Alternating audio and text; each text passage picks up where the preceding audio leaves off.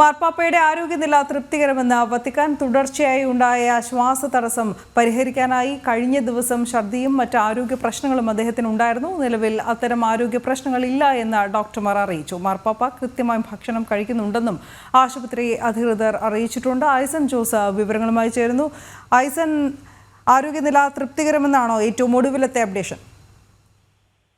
തീർച്ചയായും ആരോഗ്യനില തൃപ്തികരമെന്ന ഒരു റിപ്പോർട്ടുകളാണ് ഇപ്പോൾ വത്തിക്കാനിൽ നിന്നും പുറത്തു വരുന്നത്. ഇന്നലെ അദ്ദേഹത്തിന് ഗുരുതരമായ ചില ആരോഗ്യ പ്രശ്നങ്ങൾ ഉണ്ടാവുകയും ഛർദ്ദിക്കുകയും ആ ഛർദ്ദിയുടെ അംശങ്ങൾ ശ്വാസകോശത്തിലെത്തി ചില ബുദ്ധിമുട്ടുകൾ ഉണ്ടാവുകയും ചെയ്തു. അതെല്ലാം തന്നെ പരിഹരിക്കാൻ സാധിച്ചു എന്നാണ് ഇപ്പോൾ അറിയിക്കുന്നത്. അതൊരു അടിയന്തരമായി ഉണ്ടായ ഒരു പ്രശ്നമായിരുന്നു. ആ പ്രശ്നത്തെ പരിഹരിക്കാൻ സാധിച്ചു. അതേസമയം അദ്ദേഹത്തിന്റെ ശ്വാസകോശത്തിലെ അണുബാധയുടെ വ്യാപനത്തിലെ കുറവ് കുറെ കൂടി കാര്യമായി മുന്നോട്ട് പോകുന്നുണ്ട്. അതായത് അണുബാധ കുറെ കൂടി നിയന്ത്രിക്കാൻ സാധിക്കുന്നുണ്ട് എന്നതാണ് ഏറ്റവും ആശാവഹമായ കാര്യമായി വത്തിക്കാനിൽ നിന്നും അറിയിക്കുന്നത്. അതുപോലെ തന്നെ നേരത്തെ ഉണ്ടായിരുന്ന പ്രകൃതി പ്രശ്നങ്ങളെല്ലാം തന്നെ പരിഹരിക്കാൻ സാധിച്ചു.